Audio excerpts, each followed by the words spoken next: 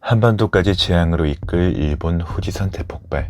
이젠 정말 코앞으로 다가왔습니다. 지난 16일 남태평양 통가 인근 해역에서 분출한 해저화산으로 일본과 미국의 쓰나미 경보가 발령되었습니다. 영국 BBC 방송과 국제적십자사연맹은 이번 해저화산 폭발에 따른 화산재와 쓰나미로 통가 전체 인구 10만 5천여 명 중 주민 8만여 명이 피해를 입었을 것으로 예상했다며 보도했는데요.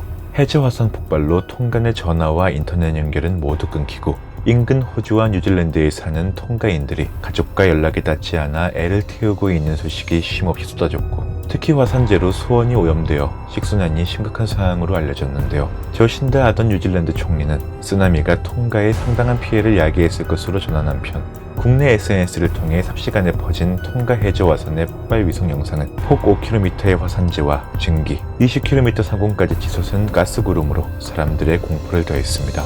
이렇듯 누구도 예기치 못한 남태평양 한가운데에서 분화와 쓰나미로 많은 피해가 발생하자 한반도 바로 옆 일본의 중심인 후지산에서도 조만간 폭발이 일어나는 것 아니냐는 불안감이 고조되고 있는데요. 후지산이 폭발할 경우 화산재가 편서풍을 타고 동쪽으로 퍼지며 온도만 자그마치 400에서 500도에 이르는 총알처럼 빠른 화산석에 직사할 수 있다는 전망이 고조되는 바, 아울러 지난해 12월 3일 마그마방과 연관된 저주파 지진이 잇따라 발생했다는 사실 또한 다시금 주목받으면서 어느 때보다 후지산 분화의 전조신호에 관심이 집중되고 있습니다. 과연 후지산 지하 아주 깊은 곳에 마그마방에서는 어떤 일들이 일어나고 있을까요? 우리는 가까운 시일 내 화산 폭발의 재앙을 맞이하게 될까요? 만약 분화를 막을 수 없다면 그로 인한 장기적인 피해는 어떻게 대비할 수 있을까요? 지금부터 후지산 아래 마그마방의 분화 임박 신호에 대한 전문가 분석과 피해 규모 예측을 알아보겠습니다. 조금은 두려워지는 오늘의 영상, 지금 바로 시작합니다. 후지산은 781년 이후 무려 17차례나 40에서 50년 주기로 폭발해왔습니다. 하지만 현재 1707년 이후 300년 이상 폭발하지 않고 있으며, 때문에 최근 후지산 폭발의 전조현상이 대규모 재앙의 씨앗이 아니냐는 의견이 더욱 주목받고 있는데요. 앞서 언급했듯 2021년 12월 3일 새벽 6시 37분 일본 야마나시현의 후지산 지하에서 최대 진도 5의 지진이 발생했습니다. 또한 같은 날 이어 야마나시현과 와카야마현에서 3시간 간격으로 연달아 지진이 발생했고, 가고시마현에서도 소규모 지진이 일어나면서 후지산과 마그마 활동과의 연관성이 주목을 받게 되었는데요. 오전 6시 37분께 야마나시현 동부 후지고코에서 규모 4.8의 지진이 발생한 데 이어 9시 28분에는 와카야마현 기이스이도에서 규모 5.4의 지진이 다시 일어난 것으로, 이 때문에 일본 SNS에는 후지산 분화와 관련된 내용이 퍼지며 불안감이 증폭되기도 했습니다. 당시 일본 당국은 지진의 진원 부근은 과거에도 지진이 반복적으로 발생했던 장소임을 강조하며 후지산의 활동과는 직접적 관련이 없다는 의견을 고수했는데요. 그러나 화산학 전문가들은 후지산에 이변의 조짐이 보이기 시작했다며 잇따라 재앙의 의견을 밝히고 있습니다. 그렇다면 과거에는 어땠을까요? 지난 2000년 홋카이도 우수잔과 도쿄도 남쪽 이즈제도 미야케섬 분화로 후지산 역시 화산성 지진 발생 빈도가 증가했으나 6개월 정도 활발한 움직임 이후에 다행히 분화는 발생하지 않았고, 동일본 대지진 이후에도 시즈오카현 후지노미야시에서 진도 6 규모의 지진이 발생했으나 별다른 큰 규모의 피해로 이어지지 않기도 했습니다. 하지만 이러한 무사의 전적이 있음에도 많은 전문가들은 여전히 입을 모아 후지산은 당장 터져도 이상하지 않은 상태라고 말하며 다시금 여러 차례 언론을 통해 의견을 전달하고 있는데요. 국내에서도 대다수의 전문가들이 해당 의견에 동의하고 있는 바, 김명희 서울대 지구환경과학부 교수는 일본이 태평양판과 유라시아판이 맞닿아 있는 경계에 있기 때문에 지진이 빈번히 일어나고, 이에 따라 후지산 분출 가능성에 대한 뜻을 밝혔습니다. 직전 폭발이 300년 전인 1707년이기 때문에 후지산이 폭발할 경우 내부에 응축된 힘이 대폭발로 일어날 수 있다는 게 대다수 전문가들의 중론인데요. 현재 후지산 지하 20km 이하에는 거대한 마그마방이 존재합니다. 여기에는 섭씨 1000도의 액체 마그마가 존재하며 이것이 지표까지 올라오면 분화가 시작되는데요. 화산은 나이가 들수록 마그마에 가스를 가둬두면서 점성이 높아지고, 이로 인해 내부에 강력한 힘이 축적되어 폭발하기 때문에 거대한 에너지를 응축한 후지산의 마그마방이 폭발할 경우 엄청난 피해가 예상되고 있습니다. 좀 더 자세히 알아보자면 후지산 지하 아래 20km의 이 마그마방은 단단한 암석이 아닌 고온 액체 상태이기 때문에 바로 위 지층에서 지진이 발생할 경우 주파수가 긴 저주파 지진이 발생하게 되는데요.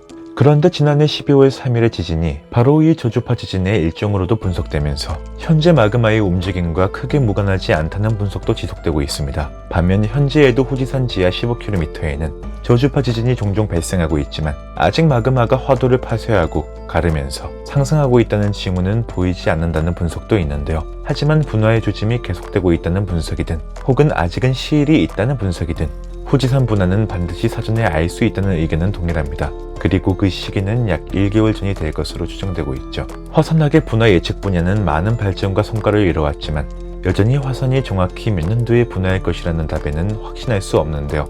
2021년 일본에는 크고 작은 지진이 계속 이어졌습니다. 후지산 분화와 난카이 해곡 저자 가마타 교토대 명예교수는 분화는 어느 날 갑자기 펑하는 형태로 나타나지 않는다고 말하면서 분화 수주 전부터 1개월 사이에는 반드시 전조가 있다는 입장을 밝혔는데요.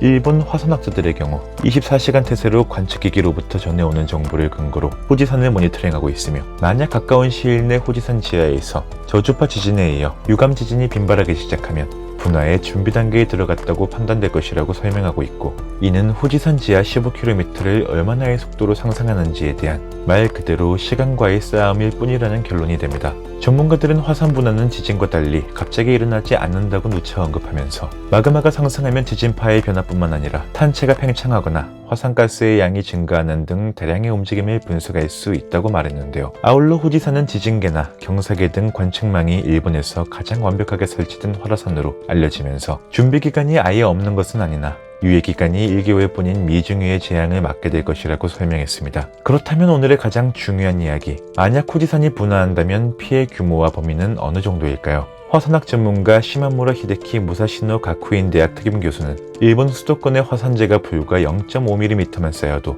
전철이 움직일 수 없다고 말하면서 극심한 고통이 일어날 것이라고 분석했습니다. 과거 1707년 12월 16일 일본 열도에서는 2시간 만에 화산재가 내려앉아 2주에 걸쳐 2cm 두께로 쌓인 적이 있었는데요.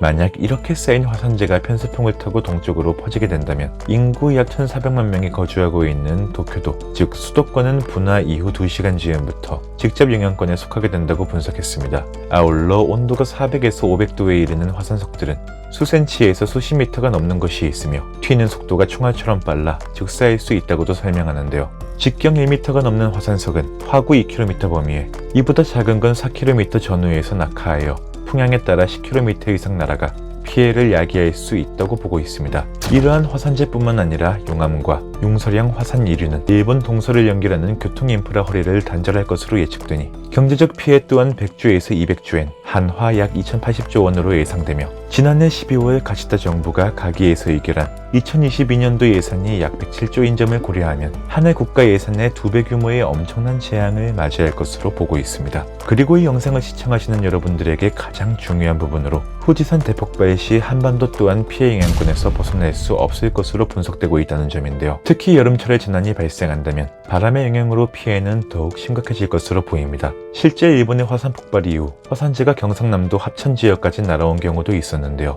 화산재는 물에 젖으면 전기가 통하는 성질이 생겨 누전 발생의 원인이 되기도 합니다. 권창호 지질자연원 박사는 화산 폭발 지수를 0부터 8까지로 보는데 8 정도 수준의 슈퍼 화산 폭발이 발생한다면 일본 열대가 문제가 아니라 전 세계적인 기후 문제를 유발할 것이라고 설명했습니다. 과거 7 정도의 화산 폭발이 일어났을 때 화산재가 태양광을 막아 기온이 떨어지고 수많은 문제가 발생했다고 분석되기도 했죠. 하지만 지난해 12월 3일 지진 발생 이후 야마나시현은 등산 중 후지산이 분화했을 경우 어떻게 해야 생명을 지킬 수 있는지에 관련된 심포지엄을 개최하는 등 후지산에 대비하는 모습을 보이기도 했는데요. 일본 정부 또한 후지산은 현재 마그마가 활동하는 활화산이기 때문에 지속 경계심을 놓치지 않고 24시간 감시체계를 가동하고 또 갖추겠다고 밝혔습니다. 하지만 과연 이러한 대자연의 심판 앞에 인간의 노력이 운명을 거스르는 것에 성공할 수 있을까요? 오늘 하루도 우리는 후지산 분화 가능성과 함께 무사히 하루를 보냈습니다.